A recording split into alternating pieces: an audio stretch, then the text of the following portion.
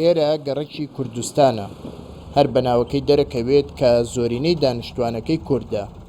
ماوەی 5 ساڵ زیاترە هیچ جۆرە خزمەتگوزاریەک پێشکەش بە دانیشتوانی ئەم گەڕەکە نەکراوە. ئەم گەڕەکە نمونەیەکە لە دەیان گەڕەکی کوردی کە لە دوای 16 ئۆکتۆبەرەوە بێبەشکراون لە خزمەتگوزاری.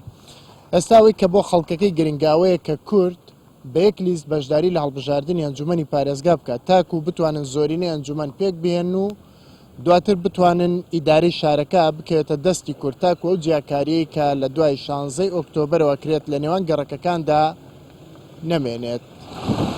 تۆپەکە لە گۆڕەپانی یەکێتی و پارتیە بۆ یەکلیستی. یەکێتی دەڵێت ڤیتۆمان لەسەر کەس نییە و ئامادەین بۆ یەکلیستی. بە ژمارە و داتاش کۆیان کردووەتەوە کە ئەگەر کورد لە کەرکووک یەکلیست نەبێت دەنجێکی زۆری دەفەوتێت.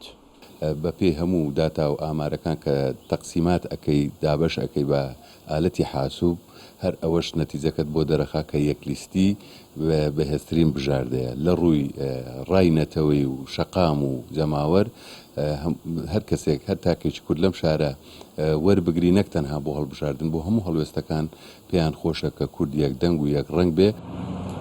پارتی لەگەڵ 6 لایەنی سیاسی گفتوگۆیان کردووە تاکو بە یەک لیست بەشداری بکەن، بەڵام دەرگایان بەڕووی یەکلیستیش دانەخستووە.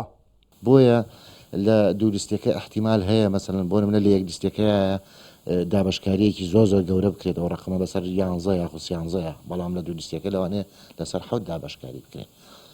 بۆیە ئێمە ئەومان پێ باشە لە دوو لیست بین ئەگەر هەر نەکرا سێ بەڵام لەوە زیاتر زیانی بۆ کورد دەبێت. تاکو ئێستا هیچ هێزێکی سیاسی وەک هاوپەیمانی خۆی پێشکەش بە کۆمیسیۆن نەکردووە.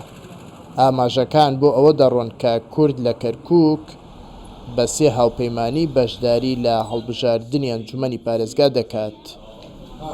سۆران کامەران، کوردستان 24 کەرکووک.